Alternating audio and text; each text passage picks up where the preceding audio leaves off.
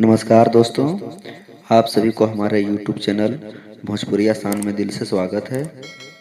दोस्तों, आप सभी के लिए आज बड़ी अपडेट लेके आए हैं। तो अपडेट यह है कि कल यानी कि 13 फरवरी सुबह 9 बजे खेसारी भैया अपना इंस्टाग्राम पेज पर लाइव आ रहे हैं।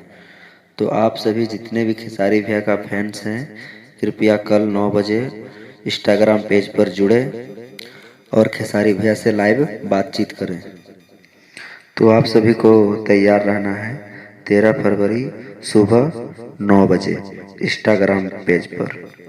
खेसारी भैया का एक बेहतरीन ही फिल्म आने वाला है, जिस फिल्म का नाम है संघर्ष 2। जी हाँ दोस्तों, संघर्ष 2। वही संघर्ष 2 के बारे में सभी फैंस से कुछ शेयर करना चाहता है, इसीलिए कल सभी को बता करके लाइव आ रहा है। आप सभी पोस्टर पर देख ही सकते हैं 13 फरवरी सुबह 9 बजे। तो आज तक के लिए इतना ही, बस मिलते हैं फिर अगले वीडियो में। तब तक के लिए जय हिंद, जय भोजपुरी।